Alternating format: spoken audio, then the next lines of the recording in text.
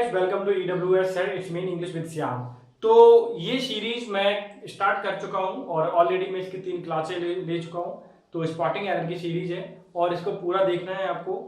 अगर सीरीज नहीं देखी, आपने ये क्लासेस नहीं देखी है पीछे वाली क्लासेस, तो उसे देखें, आपको पता चलेगा कि हम पेपर टाइम में अपना माइंड को कैसे सेट रखें, वहाँ पे हम पेपर कैसे सॉल्व करें ताकि हमारी एक्यूरेसी प्लस टाइम दोनों ही मेंटेन हो जाए, ताकि आपका सिलेक्शन हो। ठीक है, तो मैं ये अप्रोच बताता हूँ। पिछली लास्ट क्लास में मैंने आपको बताया था कि कुछ शब्द जोड़ने से सेंटेंस एग्जैजरेशन हो जाता है, उसमें सुपरफ्लुअस हो जाता है, तो उसको मैंने हटाने की कोशिश करी थी, मैंने समझाने की कोशिश करी थी। ठीक है, उससे आगे की कोशिश है, देखें आपको कितना समझ आता है। डेफिनेटली अगर आप पूरा अप्रोच को फॉलो करते हो तो 90% क्वेश्चन आपके आसानी से कर पाओगे, बहुत इजी तरीके से। चल लेट्स स्टार्ट। देखो, फर्स्ट क्वेश्चन है, the reason for my absence is, यानी कारण, मेरा एब्सेंस होना ड्यू टू इल हेल्थ, कारण था। अब बताइए, ये भी ड्यू टू का मतलब कारण होता है, क्या होता है कारण, आपको पता है। रीजन फॉर का भी मतलब होता है कारण होता है, दोनों का सेम ही सेंस है। और दो शब्दों को जिनके सेंस एक जैसे होते हैं, अगर उन्हें जोड़ देते हैं तो वो सेंटेंस को खराब कर देते हैं। ठीक है, तो उनको हमें सुधारना होता है। तो मैं आपको बता देता हूं कि रीजन फॉर के साथ बिकॉज, ठीक है, क्या होता है, मैं यहां लिख देता हूं, रीजन फॉर के साथ आप बिकॉज ना लगाएं, क्या नहीं लगाएं, ठीक है, और क्या ना लगाएं, ड्यू टू ना लगाएं, ड्यू टू। ठीक है, इन दोनों शब्दों को जोड़ने से सेंटेंस हो जाता है खराब। तो एरर कहां पे आ गया, यहां पे आ गया। कारण, कारण दो जगह लिखा हुआ है कि क्या कारण था मेरे एब्सेंस होने का, कि मेरी इल हेल्थ थी, तो ड्यू टू इल हेल्थ, तो रीजन फॉर, तो दोनों ही क्या हो गए, सेंटेंस का स्ट्रक्चर को खराब कर रहे हैं। तो जैसे ही आपको बिकॉज या ड्यू टू आ जाए रीजन फॉर के साथ, उसके हटा दो, वही एरर आपका। ठीक है, बहुत बार पूछा गया है, देखना आप पेपर एसएससी की किताबों, उसकी एसएससी की जो किताब है किरण की, ठीक है, उसमें सारे एरर्स दे रखे हैं ईयर वाइज, उसे देखें आप, वहां से पता चलेगा। तकरीबन 10 से 15 बार ये क्वेश्चन पूछे गए हैं। क्लियर, इसी पर बेस्ड सेम ऐसे रहता है। नेक्स्ट क्वेश्चन देखें, I called at his because, sorry, I called his house yesterday and have given him money, no error. अब देखें यहाँ पे सेंटेंस का फॉर्मेट देख लें, आई सब्जेक्ट है, कॉल्ड वर्ब की सेकंड फॉर्म है, तो ये सब वर्ब हो गई। कॉल एट का मतलब होता है पे विजिट, कहीं जाके मिलना। हिज हाउस यस्टरडे, मैं उसके घर गया था या घर जाके मिला था, यस्टरडे यानी कल। And have given him money slash no error. देखो, मैंने आपको बताया था कि सेंटेंस जब भी हम करते हैं, स्पॉटिंग एरर करते हैं, तो पहली प्रायोरिटी किसको देते हैं, यानी कि टेंस कौन सा है, क्या होता है। तो क्या करना है, टेंस देखना है, टेंस के बाद प्रीपोजिशन देखनी है, फ्रेजल वर्ब देखना है, नाउन प्रोनाउन, इस तरह से अप्रोच आपको फॉलो करना है। तो इसमें एरर क्या है, देखो, ये तो ये क्या है, क्लॉज है, फर्स्ट क्लॉज, एंड के बाद जो सेंटेंस लिखा हुआ वो है सेकंड क्लॉज। तो फर्स्ट क्लॉज रिप्रेजेंट कर रहा है पास्ट टेंस को, किसको कर रहा है, पास्ट टेंस को, और यहाँ पे कर रहा है प्रेजेंट को। तो मुझे करना क्या होगा, ये इसको मैं कट करके मुझे गेव लिखना पड़ेगा, क्योंकि सेंटेंस का स्ट्रक्चर है वो एक जैसा फॉलो होना चाहिए दोनों ही क्लॉज में, first clause and second clause में, फिर सेंटेंस क्या ठीक लगेगा। आई called at his house yesterday, मैं उसके जाके मिला, एंड गेव हिम मनी, मैंने उसको क्या दी थी, कुछ पैसे दिए थे। समझ आ गया क्या था, ध्यान देना, बहुत इंपॉर्टेंट है ये, क्योंकि मैं इंपॉर्टेंट ही करा रहा हूं ताकि आपको फॉर्मेट पता चले। क्लियर, आगे देखें, I have come as soon as the customers leave your shop. अब एज सून एज आ गया, ठीक है, कभी कभार वेल लिखा आ जाता है, ठीक है, और भी कुछ कंडीशनल टेंस है, ये कंडीशनल टेंस है, कौन सा है, कंडीशनल टेंस। तो इसमें करना क्या है आपको, I have come as soon as the customers leave your shop. अब यहां पे देखें आप, एज सून एज के बाद, ठीक है, टेंस जो लिखा हुआ है प्रेजेंट में है, तो ऑफ कोर्स पहले वाला जो कंडीशनल क्लॉज होती है, ठीक है, उसको भी हमें फ्यूचर में रखना पड़ता है, किसमें, फ्यूचर में रखना पड़ता है। तो मुझे यहां पे लिखना पड़ेगा विल, ठीक है, शैल भी चलेगा क्योंकि आई के साथ शैल भी आता है, तो तुम कोई भी लगा सकते हो, दोनों ही क्या हो जाएंगे, सेंटेंस एकदम करेक्ट हो जाएगा। तो मुझे लिखना पड़ेगा आई शैल या will come as soon as the customer leave your shop. मैं तभी आ गया था जैसे ही उसने, कस्टमर ने क्या दुकान छोड़ दी थी, वो निकल गया था दुकान से। समझ आ गया, कंडीशनल टेंसेज है। तो आपको बताया, फिर से मैं लिख देता हूं कि टेंस को प्रायोरिटी देनी है, फिर आपको प्रीपोजिशन की प्रायोरिटी देनी है, यानी उसको एरर देखना है। फिर आपको देखना है फ्रेजल वर्ब, ठीक है, और फिर कंडीशनल टेंसेस देख लेना है आपको, और नाउन प्रोनाउन तो इसके बाद आता है, फिर आता है एडजेक्टिव लास्ट में, सबसे लास्ट में होता है एडवर्ब। तो इसका तो एरर मिलेगा ही नहीं आपको। एडजेक्टिव का कभी कभार केस हो जाता है कि मेंस में मिल जाए, प्री में तो वो भी नहीं मिलेगा, ठीक है, तो इसको तो हटा दो। तैयार क्या करना है, टेंस है, प्रीपोजिशनल, फ्रेजल वर्ब है, कंडीशनल टेंसेस है, नाउन प्रोनाउन, ये चार चीजें आपको अच्छे से तैयार करनी है। नेक्स्ट क्वेश्चन देखें, ही लॉस्ट हार्ट, वो दुखी था, इसका मतलब क्या हुआ, पास्ट में लिखा हुआ, इसका मतलब दुखी था, because he could not cope up with difficulties in life. ये इतना महत्वपूर्ण सेंटेंस है कि एक बात मानो कि देखना, कम से कम 20-25 बार पूछा गया।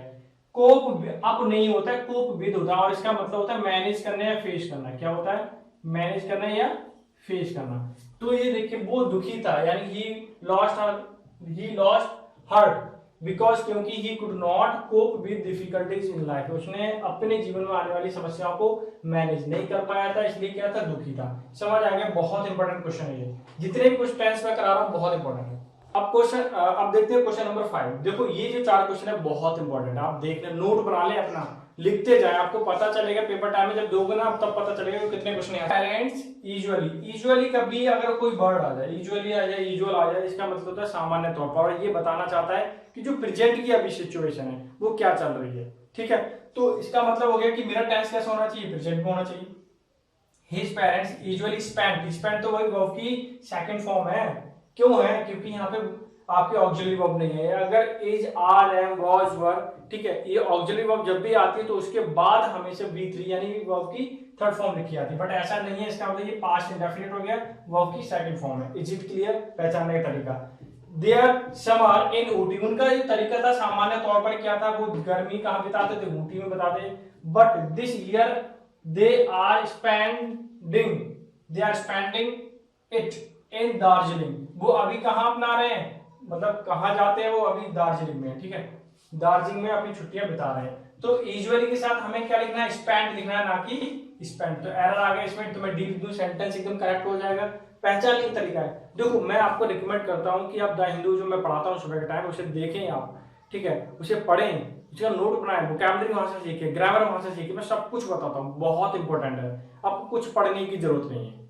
ओके, तो ये रीडिंग स्किल जितनी अच्छी होगी उतना अच्छा आप कर पाओगे। नेक्स्ट क्वेश्चन देखें, had I been, conditional tenses है, हैड पहले लिखा हुआ है, सिंपल सी बात है। हैड आता है तो उसमें क्या लगाते हैं, कंडीशनल टेंसेज में हैड के साथ वुड लगाते हैं। वर्ब की सेकंड फॉर्म होती है तो क्या लगाते हैं हम, तो वुड लगाते हैं ओनली, ठीक है। तो यहाँ पे वुड हैव लिखना पड़ेगा।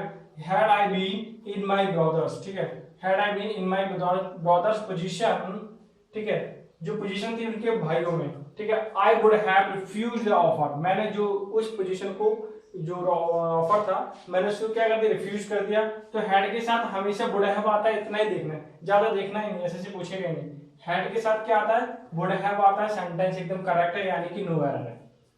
क्लियर हो गया, बहुत आसान है। नेक्स्ट क्वेश्चन देखें, इट इज नॉट पॉसिबल, ये संभव नहीं है, for me to give you the accurate date. अच्छा, डेट कभी एक्यूरेट होती है क्या, अशुद्ध डेट नहीं, ऑफ माई डिपार्चर येट।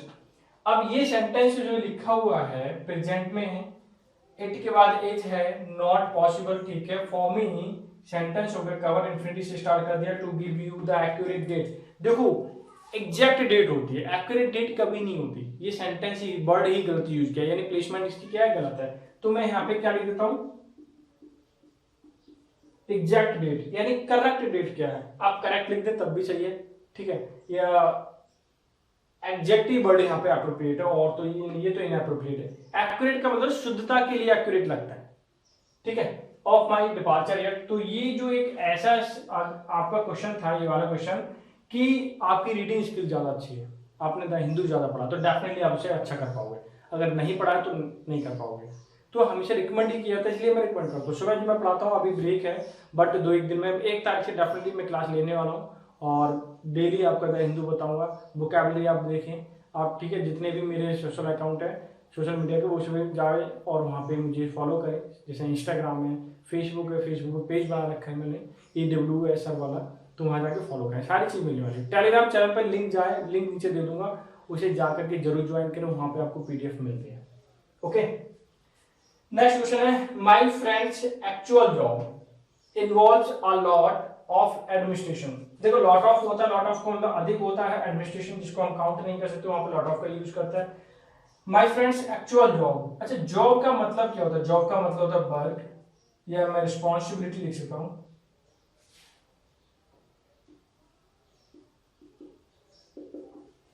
ठीक है, रिस्पॉन्सिबिलिटी यानी जिम्मेदारी। एक्चुअल जिम्मेदारी कभी सुनी है आपने? जिम्मेदारी होता है, तो एक्चुअल बड़ा यहां से हटाना है। तो ये दो सेंटेंस थे आपके एरर बुक, काफी टफ थे, ठीक है, जल्दी समझ नहीं आते, तो वो रीडिंग स्किल पर डिपेंडेंट थे। तो क्या है, माय फ्रेंड्स जॉब होना चाहिए। माय फ्रेंड जॉब सिंगुलर है, सब्जेक्ट तो वो भी सिंगुलर आ गया। My friends job involves lot of administration, तो उसमें बहुत सारे प्रशासनिक चीजें जुड़ी हुई थी, ठीक है, किसमें? माय फ्रेंड के जॉब में, यानी कि प्रशासन से रिलेटेड जो भी होती है, यानी नियम कायदे कानून को जो फॉलो करने वाली चीजें हैं, रूल्स को, वो चीज ज्यादा जुड़ी हुई है मेरे दोस्त के जॉब में, ठीक है। तो मुझे यहाँ पे एक्चुअल वर्ड हटाना है, तब सेंटेंस एकदम करेक्ट हो जाएगा। तो ये तो वाकई टफ था, मैं इसको तुम्हें मानता हूँ, इसको वही कर पाएगा जो क्या कहते हैं 90% लोग कर ही नहीं पाएंगे, यानी 10% लोग ही कर पाएंगे, वो भी समझ आ जाए तब, ठीक है। और एग्जैक्ट ये बहुत बेहतरीन क्वेश्चन था, ये इस टाइप के क्वेश्चन आ जाते हैं मेंस में तो आपको पक्का मिलने वाला है, ठीक है। करना क्या है, चैनल को सब्सक्राइब करना है और फॉलो करना है मुझे, ठीक है, और लाइक करना, शेयर करना, अगर वीडियो पसंद है तभी लाइक करना, वरना डिसलाइक कर देना, ठीक है। तो मिलते हैं नेक्स्ट सेशन में, तब तक के लिए बाय बाय, टेक केयर।